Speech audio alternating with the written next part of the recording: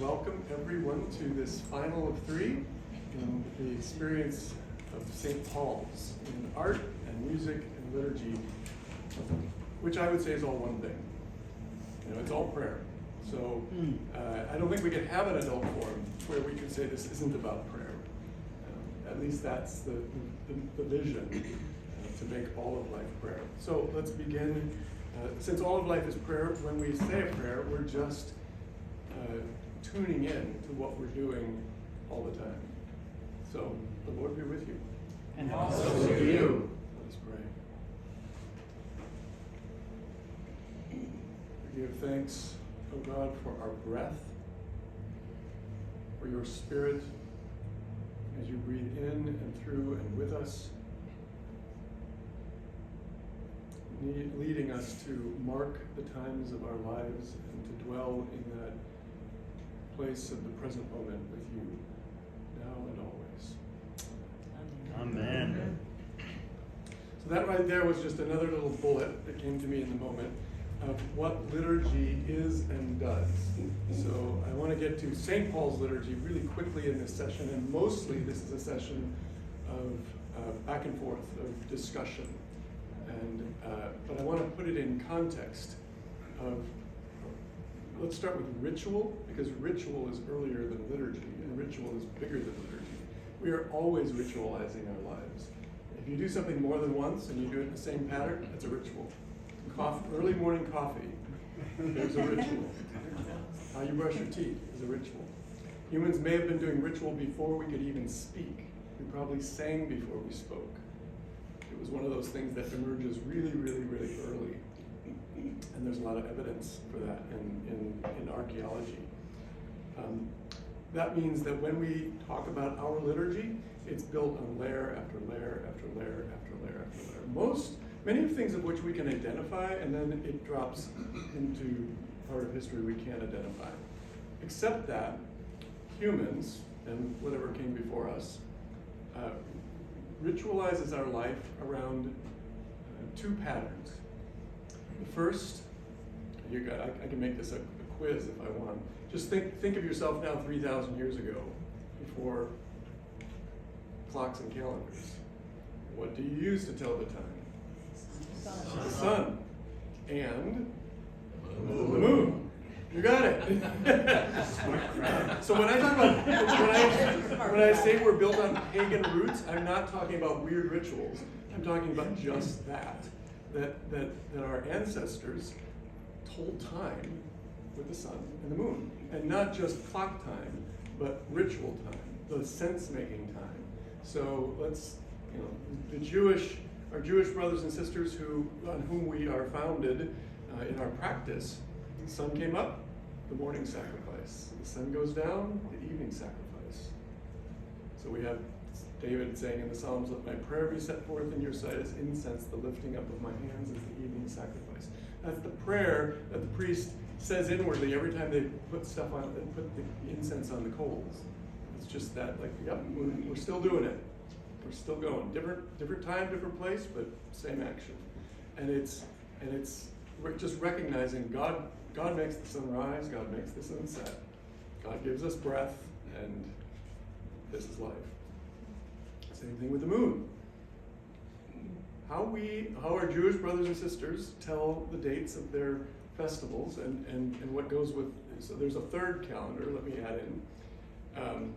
It's the agricultural calendar, the seasonal calendar. So Passover is the beginning of the barley harvest. 49 days later, 50 days later, Pentecost is the end of the wheat harvest. And then the fall, the first fruits gathering is the fall harvest. 3 big harvests around the calendar. Our date of Easter, drawn from how the Jewish calendar finds Passover. Any geek want to hazard how we find the date of Easter?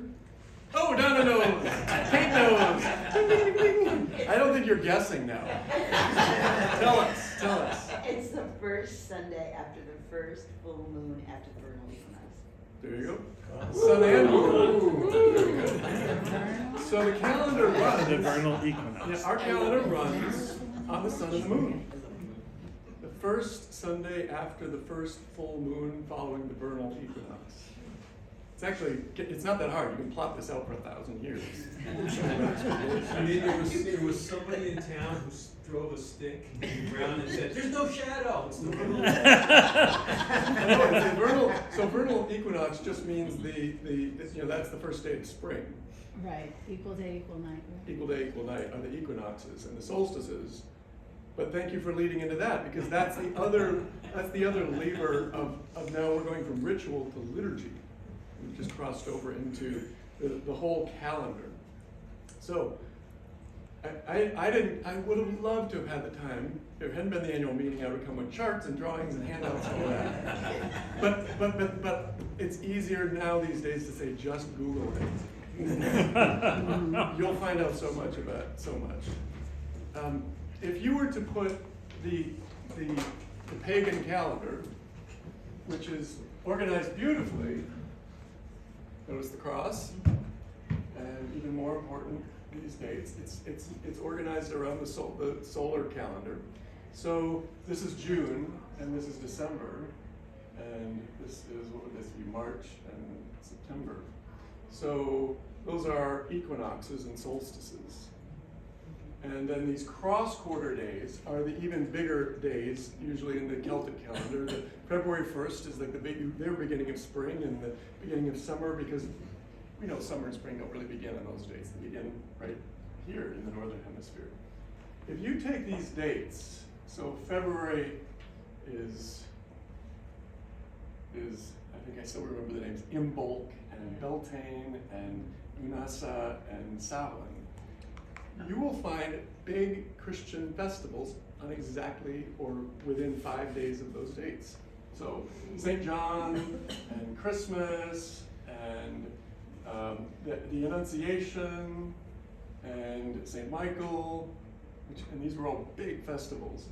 And then on these, Mary, so presentation, we just had that.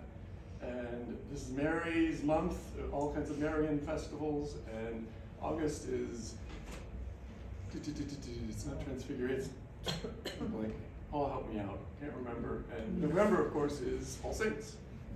So this is now just an example of how liturgy of any religion tends to map over the top of what came before it, either to stamp it out, or that's more the Roman Empire style of liturgy. Let's obliterate what came before, or in the Celtic style, let's gather it all in and raise it up and orient around it. And there's just a lot of good sense to living with the seasons and living with the time. And then more to the point here with liturgy, telling time not just by the clock, but by how it makes meaning in our lives, which is about the present moment. It's not about like, what time is it? Well, it's now. So pay attention to now. So I'm laying the deep foundation of liturgy.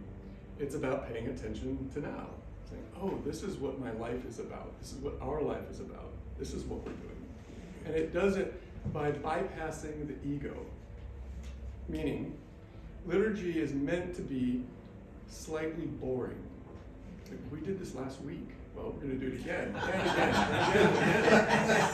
It's true. Other churches have attempted something different, saying, let's do something new every week. So we just keep everyone's attention and just keep them guessing and keep them moving and keep them dancing. It's a great way. The shadow side of that is it just keeps the ego in play. And the reason many liturgical churches are older and grayer is that it takes us a while in life to discover life doesn't always work out the way we planned. And things happen. And sometimes the bottom falls out. And then what? And then what? And that ritual of, just that reassurance of this is how the world turns. And this deeper message of, and God is holding it all. And holds it all, and is holding it through each other. My bottom dropped out, but yours didn't, and so you hold me, and the community holds itself. That's liturgy. So all this stuff is going on. We don't even need to know, like our body is, all these processes we don't understand, but that doesn't mean it doesn't work. So we're in liturgy, we're in all of this. And August it's in is us. the month of the Immaculate Heart of Mary. Immaculate Heart of Mary, okay. There's something. Takes a while. There's some other early August stuff too. We'll get there. We'll Google it. We'll have the answer. So let me know. This is just riffing. So now but I got most of what I wanted to say. Riffing. What I'm not going to do today, but it's worth doing, and again, you can Google it or you can read some great books like Christianity, the First 3,000 Years. I'll write it down. Which is, you get the point of that. It's saying Christianity didn't start with Jesus. It's got 1,000 years that it's already built, that's already giving it. Jesus didn't come to start a new religion. He came to be a conservative prophet in his own, saying, pay attention, listen to what they told you, but clear the decks of all the stuff that's distracting us. I'd love to dive deep into the periods. The early church, I'm just going to name them off.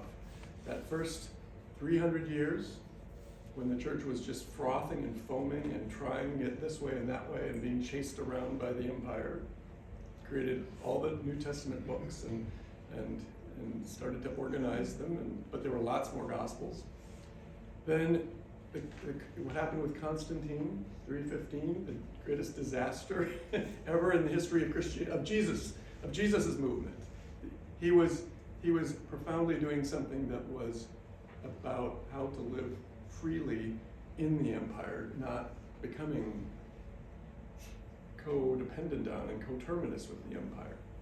So when Constantine became a Christian, and overnight, suddenly it became the privileged position, that changed everything. After that, the monastic movement, because what happened, and this is all foundational to liturgy, people in this imperial religion said, this isn't what Jesus had in mind. And they fled to the deserts of Egypt and Syria. And they went to just live and live the way they thought was authentic. And that's where this other way of telling time, monasticism, started developing, which again had a lot to do with the sunrise and sunset and living in the seasons. And then another big asteroid hitting the religious planet, the Great Schism, 1054, 1,000 years ago, where the Eastern and Western bishops excommunicated each other. Rome and Constantinople just said, no part of you. And so that created the Orthodox and Roman Catholic churches. We're getting closer to ourselves. Then the Reformation, another big, more than an asteroid, more like some might say a plague, and some might say it was a kind of a petri dish of new life. It was brought on by the market economy of Europe. Suddenly people weren't living in a feudal system. And Martin Luther, with his 95 Theses in 1517 on Augsburg, kicks it off. It had already been steaming and stewing. That started another huge froth. So now we're coming to us, Anglo-Catholic. Right from the start, there were people saying, but wait, I think we might have gone too far. What are we losing? What of the Catholic? So now let me define terms. Catholic with a small c is just a word that means universal. That which is all people everywhere. And of course, we define Catholic differently. What does all people everywhere mean? Catholic with a capital C, for the most part, means Roman Catholic. Part of this split in the 1000s, and then whatever's left after all the other splits in the West. So what happened in the mid-1800s, but it was happening a little bit before this, was an intellectual movement started in Oxford where several professors said, too much, too far, let's start writing about it. And putting together a theology of what Anglicans who are Catholic, who said, this is not a Protestant movement, we are part of the Catholic Church. They rooted it on a couple of things, saying, we're going to look to what the early church said and taught and did, the undivided church. And we're going to consider ourselves in that line of of ordination of bishops, priests, and deacons, saying we're part of this lineage, rather than just kind of separating ourselves off and calling ourselves whatever we want. So they were a pretty conservative movement, and that's, I think, where it brings us closer to today. When we say we're Anglo-Catholic, we're standing in a lineage of traditionalists. So when it's hit the modern era, fiercely opposed to the ordination of women, fiercely opposed to the inclusion of gays and lesbians, because it doesn't map to the early church fathers and some of the historic teaching. And this is a movement of recovery, of holding on to what got lost in the excesses of the Reformation. And there are some alternative voices like our own. Say, well, you don't have to throw, it's again another pendulum swing. So there's some liberal versions of it. I'm gonna wait for questions to go into what's Anglo-Catholic and what it means and what it looks like and what it does. And you may have other questions, because I hope I've just stirred some stuff up, and it is the end of my talk time, except to bounce back and forth with you all. So let's throw out some questions, and I might even not answer them all until there's just 3 or 4 out on the table and see what patterns are starting to emerge. Go. So I have to run upstairs, and this is sort of a comment/proposal. I'm fascinated by the history associated with the evolution of the church and certain social occurrences. You mentioned things that had nothing to do with religion, the change of feudalism, things of that might be markers or accelerators that affect the church, and how that might transform it. It'd be great, that little visual map you put up there, it'd be great to create a visual map with a subject matter expert that shows the evolution of the transformation of the church with key markers that could be either religious, social, or otherwise, and how that influenced the church. Because I think a lot of people today, growing up, I know as a Roman Catholic, I thought that's the way things always were, up until I was an adult, and I started to explore other religions and other ways of thinking. Great suggestion. Yeah. So if you want to see what the church was like in the 5th century, go to an Orthodox church. That's what they have done. I'm not being glib when I say that. That's an intention, is to say, we haven't changed our liturgy. You get a kind of freeze frame in whatever language you choose. The really earliest you'll see in Ethiopia or Armenia. So but I think I'd love to do that. So, I think raises a really important issue, which is the relationship of secular events, world events, and their impact on liturgy. And the thought that I have, Daniel, is how the progressive revelation of the Holy Spirit, raising our consciousness about what's right and wrong, particularly in relation to something like the Oxford movement. Well, wait a minute, that's wrong. How that works in liturgy. So that would be, there's a handout. We'll get to work on that. That would be a great follow-up onto this. Madeline. Something I've been thinking a lot about recently, and this is opening up for me too, is I feel like I really need help thinking through the ways that each of these changes produce so much violence. Every time the church changed, people were murdered for it.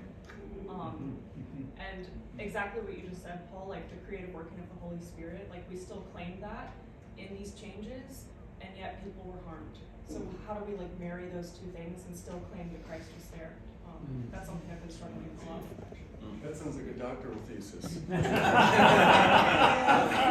It started here. Stay on with us, Madeline. Good one, yeah. Wow.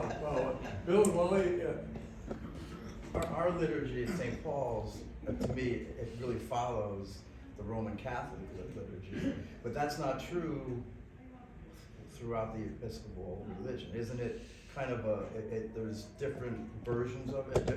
In Catholicism, when I grew up, we had the regular mass then they had a high mass. The high mass had most of the music.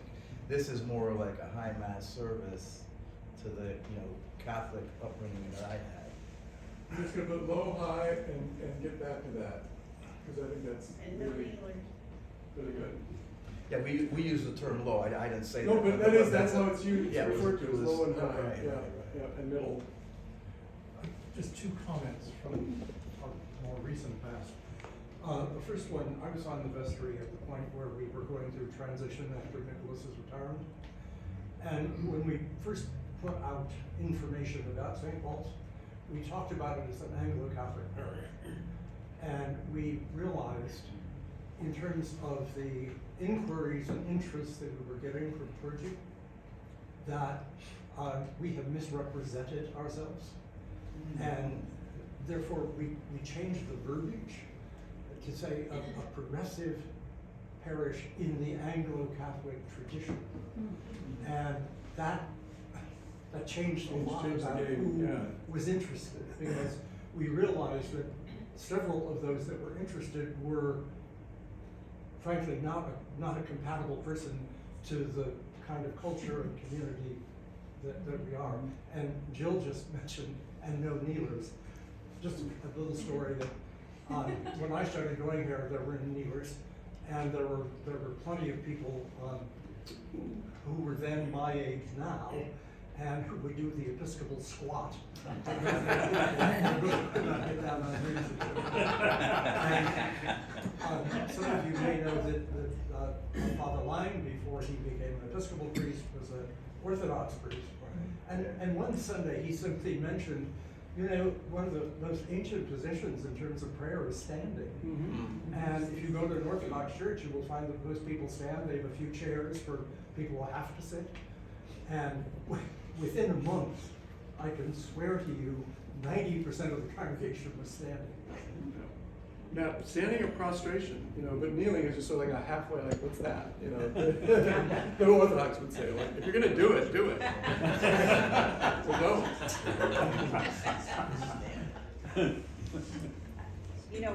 In terms of the schisms, I'm always fascinated with the Whitby, St. Hilda Whitby, and the schism that happened in the 600s, where the pagan and the Christian, I think, mixed. I don't know if It was if it happened Celtic there. Christian Celtic. and Roman Christian. Yeah. So they Okay. were fighting over the date of Easter, like which calculation do we use?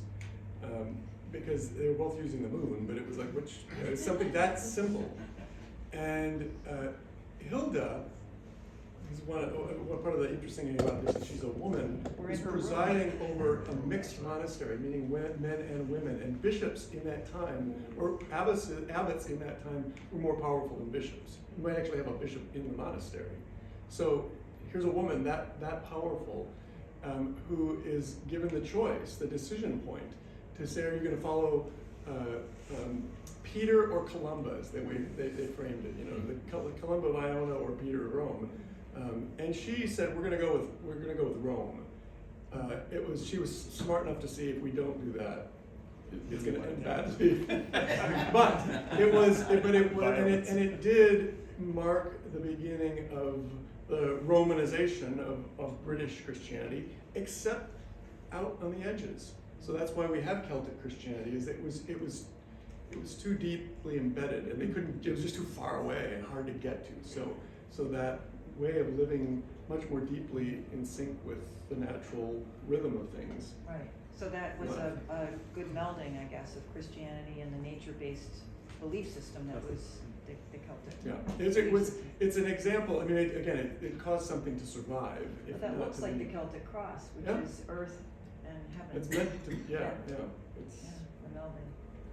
Pretty interesting. Maybe this is another forum, but I'm, as a congregationalist by background, I would love to hear about the progression of the actual service. What happens Yes, first, yes, what comes yes. next, and what are the meanings of each of those pieces? Good question. So I really debated whether we would go at it like that, and Will did a great job in music of just like saying, okay, here's the parts of the Mass, but those map to parts of the service. I think it deserves its own session. We're probably going to do a repeat of this at a level deeper in Eastertide. At least that's what I'd like to consider. Say there's just so much to mine, and that might be a good way. You know, to start by noticing. You know, I asked you to notice last week at the music session where you're bored and where you're engaged in the liturgy. I'd love to hear a little popcorn back on that. But that the service is very intentionally divided into two. It's the liturgy of the word and the liturgy of the table. So the first part is scripture and reflection on it and prayers that come out of it. It's everything up to the piece, and then the table after it. That comes from the Jewish practice of the synagogue. When the temple is in Jerusalem, so you sacrifice in the temple, but you study in the synagogue. The temple's 4 days walk away.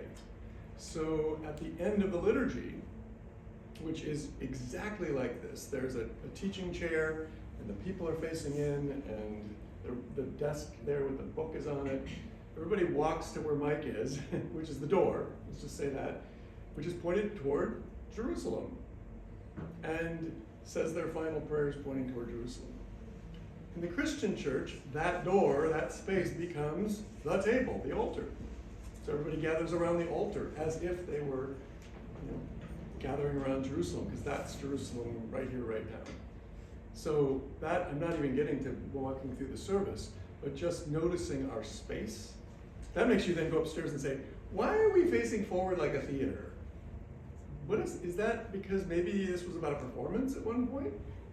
Churches never organized themselves that way. It just didn't work. How are you going to, you know, they would say at first, see the face of Christ. And you know, the singers would be all in the middle too, in the churches. It was called the Schola. Everybody was right together. We could go, I'm a geek on this. We could dive really deep into this to say, oh, that's what's going on. And then you can start going through the service and noticing what we do, where, and why. And I would like to do it in a way where it's saying, well, why are we doing it that way? If they're, you know, and again, this is a little dangerous because you introduce questions like that, and suddenly there's like, well, I want it this way, well, I want it that way, well, I'm used to it that way, and let's just not change anything. But that's the good, that if we strengthen our relationships in love, then we can handle those kind of conversations and discover, oh wait, this is still all about God. And how we're living and breathing in God. So thank you, Jenny. Yes, we'll do that. We also, Kate Adamson has said, please, can't you just do an instructed Eucharist? And I've just said, nah, on Sunday morning. But those are really fun too, to just say, in the doing of the Eucharist, to not have a big talk session, but just to label and mark pieces as you go along to help people understand what it is and why it is. So, yeah, I'd love to. I see nodded heads there. Help me out with that. Just one of the things is personal and triggered by what Jenny said. When I entered the Episcopal Church, I was in high school. This was in Ohio. And it was using the 1928 prayer book. And the normal Sunday principal service was morning prayer and sermon. It was not. Eucharist was at 8 o'clock, and the first Sunday of the month, the Eucharist was the principal service. But it was not the principal service until the present prayer book came into use in many, many places in this country. So, when I'm opening this, thank you, Wally, for flagging that. This red book is the book of Common Prayer, 1549, revised about 8 times to 1979, and it one day will be revised again. My teacher and boss and mentor, Rick Fabian from St. Gregory, said every revision since the 1552 prayer book has marched eastward. And what he means by that, it's gotten more. It started more Protestant, and it's gotten more and more Catholic and Orthodox. The book is full of Orthodox prayers. And it keeps going backwards in time. so that it restores Eucharist as the principal celebration. A lot of the things that Anglo-Catholics would have thought about, like wearing Eucharistic vestments, that's one of the 6 points of Anglo-Catholicism. Well, like, who doesn't do that anymore? You know, it's kind of like it kind of carried the day in the end. Candles on the altar, you know, there are things that we just assume are normal that had been swept away in the Anglican Church, but have been restored. And Eucharist as the central service on a Sunday is one of those things. So this book is worth, you know, you can even see, I'm just holding it up on page 355, you start with the Holy Eucharist. It's got the Word of God, and then it will say the Holy Communion. It divides them into those two halves of the service, and you know, there's lots of stuff that will just show up that you'll see, that you'll say, oh, that's like our leaflet. So, kind of Anglo-Catholic in the broad way. I would like to know more about gestures. I'm also most recently a Congregationalist, before that United Methodist. So gestures in worship aren't something that I've grown up with. But in my later years, that's been something that I have been attracted to. When I've attended services, Friday prayer services at a mosque, you know, there are very clear gestures used in that service. I see people crossing themselves, and I've begun to do that somewhat hesitatingly. Here, you know, and there's bowing at certain times, and so I would like to, you know, to unpack that a little bit, and where that comes from, and what is meant by the bowing, for example. What are people's, before I get to yours, Joe, what are people's top 3 gestures that mean the most to you? Let's just start with the sign of the cross. Hands raised if you say, I do it and it means a lot. Bowing at the name of Jesus. I'm trying to think what the others. Yeah, orans. Yeah, praying with your hands out. Yes. We do that for the Lord. We all do that for the Lord's Prayer. At the gospel, there's usually. At the gospel. Yes. The 3 crosses. God be on my in Jesus my in mind, God be mind, in my lips, yeah, God I be in my remember heart. that from my Catholic. There's all these little prayers that go with this. Yeah. So yes, there's a bunch of stuff. Some of those things are pretty universal, you know, that Catholics and even some Protestants and Anglicans have done. Some are much more 19th century Anglo-Catholic, that you know, where more became more. Genuflecting when you get to the pew. Right. Genuflect if the sacrament is reserved on the altar, you genuflect whenever you cross the center. So if you're wondering, but that's only if it's reserved. If it's reserved somewhere else, ours is reserved in the chapel, then you bow at the center.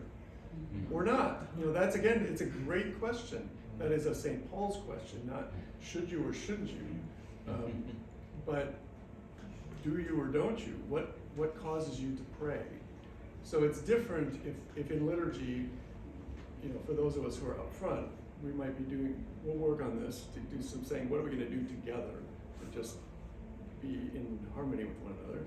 But I will say as the rector, do what you want out there, you know, as you're praying. I mean, what helps you pray? Now, the body does pray. You can see this with people who have lost their cerebral cortex.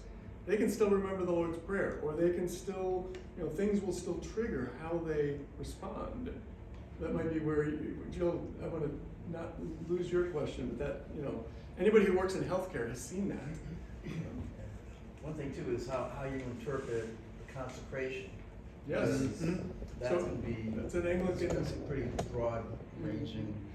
It is, and some of these fights were bigger in the past than they are in the present. So one of the tenets of Anglo-Catholicism was real presence, meaning Christ is really present in the bread and the wine.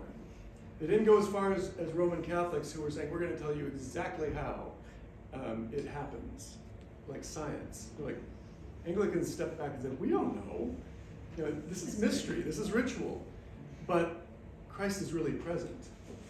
They could go take that so far that they kind of looked like medieval Roman Catholics. But that is still something that we say. But now it's become common assent. Like, well, of course, Lutherans would say it's like, but you get to the Reformation church, congregational church, would be like this and say, and they were fierce about it in the Reformation. Christ is not present in the bread, in no way. Absence, the real absence. They even went so far as to say, because they were like, that's just popish nonsense. That's idolatry. So these are big fights, which often had politics and money and economy, commerce behind it. So I don't give too much to how much people were caring about it, because they were carrying on lots of stuff. But just a quick note about one simple way to describe Anglicanism is a both and theology, and as rather than an either or. And I love the 79 version of the prayer book, because they had to make various assents to a much more penitential, to a much more pre-Eucharistic theology that informed the 28. And one example is that one of the Eucharistic prayers talks about the fact that this is a memorial to Jesus, right. You can see which is the code word in the Congregational Church. It ain't the real presence, it's a memorial. But so they keep on trying to include as many elements as before. No, there's a lot of compromise in a book like this, and there will be in the next, but it is part of just that political. Can we get this through convention? Can we get enough votes to say yes? So there's, when people ask me, why don't we have confession at St. Paul's? I'll say, well, because we didn't have confession in the church for 1,000 years. That, it could be very penitential, but it's more leaning toward the posture of the Eastern Church, that standing, you have made us worthy to stand, one of the prayers says. And that's why in Lent we started out with, on our knees or prostrating. By the way, did you know Muslims got prostration from Christians?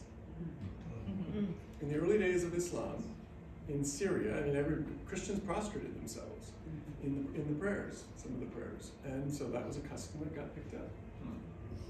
We forget our own history over time. Well, Jesus is mentioned in the Quran. Sure. And Mary is Joseph, mentioned more times in the Quran than in the Bible, in the Christian scripture. Mary has a whole. Okay, Jill. Just Right. going back to that list you were doing, Which list? up on your blackboard. Yeah, well, stuff to When do. you do another session about rituals and consecration, actually, because I'm a womb to tomb Anglican roller, and I What noticed. did you just say? Womb to tomb Anglican Womb roller. to tomb, got it. And up at the altar, I noticed that I think there's no water up there, and that you don't elevate the bread and then wind that often, but when I was growing up, it was like up a lot. Were you in a Anglo Catholic parish? In what? Were you in an Anglo Catholic parish? And just the differences and why those are done. Yep. So some of those things are even in play for me. Some of it is my influence at St. Gregory of Nyssa, which was much more Orthodox influenced, where there was, and it was also deeply Anglican, saying, again, there's no moment, a Shazam moment, where this was bread and now it's not. That the Anglican sense of the bigger mystery means that I have downgraded some of those little moments. They're used. If you go to some Anglo Catholic churches, you can see circles and crosses and 3 crosses in lower levels high. And Lots of it's like- kneeling at each and it is actually the origin of the word hocus pocus. That's right. It's like the words of the priest in Latin.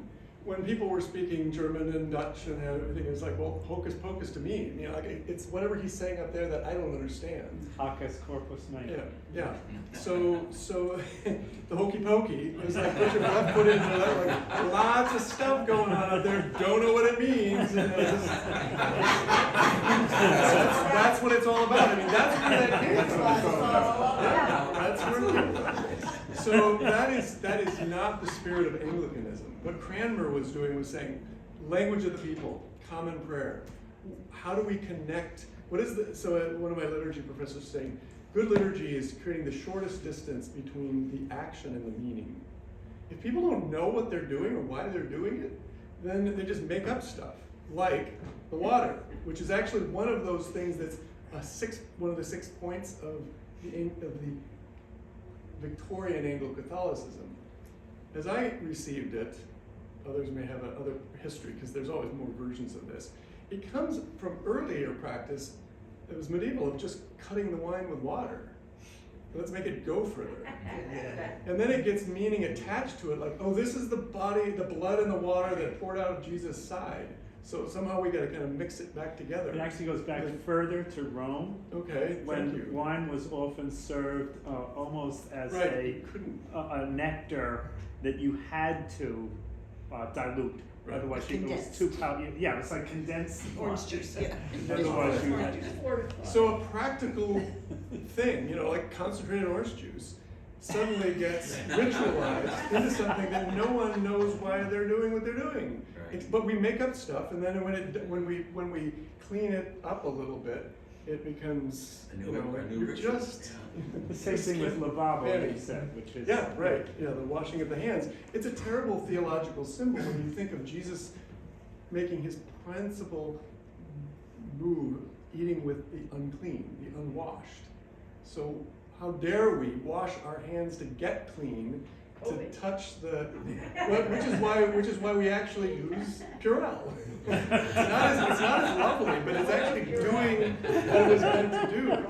So some of those things, again, that doesn't mean this is what we're going to do at St. Paul's forever, but just resetting a couple of those things and then feeling in the congregation at what's missed and having a conversation about it and bringing a lot of it back, which we'll be doing soon. The bells ring. It's 5 till. The choir is gathering. This is a great way to leave it. I'm going to write some stuff down. Please, Manny, I want your question as the outro. Oh, well, it's kind of not, I don't know, basic, but I was raised Buddhist, so I don't have any kind of inclination either way towards any denomination, but I've kind of been like a religious nomad. All my friends have different religious backgrounds that I've kind of participated in throughout my life, and I'm just wondering, all the different denominations, Methodism, Pentecostal, Episcopalian, is it the difference just how we worship? Like, is there a difference? Is it a distinction without a difference? Or is it, like, what is a draw towards each denomination, and why does it draw different people towards different things? And what does it mean to people? Why would someone lean towards one denomination over another? And I don't know. Yes. Another doctoral It's another thesis. It's another. It's good last word too. What we have now is not what Jesus had in mind. He prays that they may all be one. And one of the beautiful things about the Episcopal Church, and what made me join, there's a document in the back. It's a historical document that the bishops agreed to, but the lay delegates couldn't back in the 1800s. That essentially pledged itself to the extinction of the Episcopal Church, saying we are here provisionally as long as necessary, but only that long, because this is not what Jesus had in mind. Right. And since then, we have been working our way back together with different denominations to say, how do we live into the Jesus movement? As Michael Curry, our presiding bishop, won't even say Christianity. I mean, he will, but he prefers to talk about the Jesus movement, saying, let's just be honest about what we're following and doing. That can clear a lot of the old fights, because that's what a lot of the denominations are. I just think our churches were fabulous. There's that. There's a joke in a lot of Anglo-Catholic and in the monastery where I served, saying, what does it take to make another monastery? 3 queens and a sewing machine.